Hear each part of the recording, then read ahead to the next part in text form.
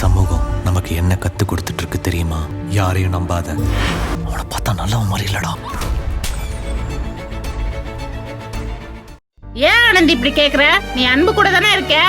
ஓ, நேத்து நான் அம்புட்டு தூரம் பேசிட்டு வந்த போறவோ நான் அவர் கூட சேர்ந்து வாழ்வேன்னு நீங்க எல்லாரும் நம்பிட்டு இருக்கீங்கல்ல?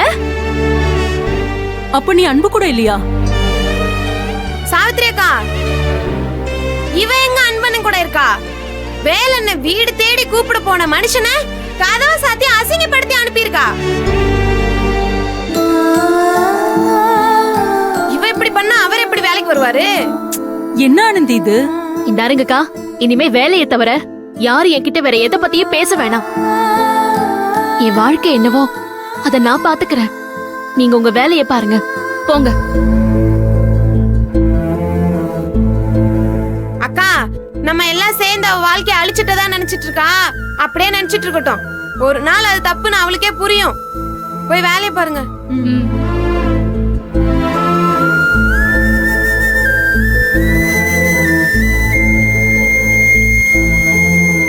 அவர் கம்பெனிக்காவது வருவாருன்னு நினைச்சு வந்தா எங்கேயும் வரலையே. அப்ப ஒருவேளை அவர் வீட்டுல பிரச்சனை இன்னும் ஏதாவது பெருசா இருக்கோ? ஐயோ, அவருக்கு என்ன ஆச்சுன்னு தெரியலையே.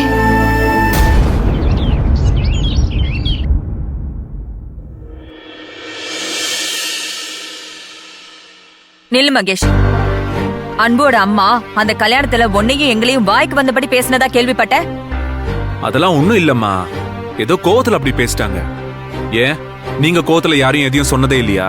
டேய், அந்த பொம்பளை நானும் ஒன்னா?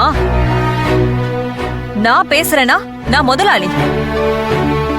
என்கிட்ட வேலை பாக்குறவங்கள நான் என்ன வேணாலும் சொல்லுவேன். ஆனா நீ அப்படியா? நீ முதலாளிடா. உன்னை அந்த பொம்பளை அப்படி பேசணும், நீ அதை கேட்டுட்டு சும்மா வரணும்னு உனக்கு என்னடா தலையெழுத்து? பார்வதி, என்னதான் இருந்தாலும் அவங்க பெத்த புள்ளைக்கு நம்ம மகேஷ் கல்யாணம் பண்ணி வைக்க யாருங்கிற கோவம் பெத்தவங்களுக்கு இருக்கதான் செய்யும். அந்த கோவத்துல அவங்க 4 வார்த்தை பேசத்தான் செய்வாங்க. அந்த இடத்துல நீ இருந்திருந்தா சும்மா இருப்பியா?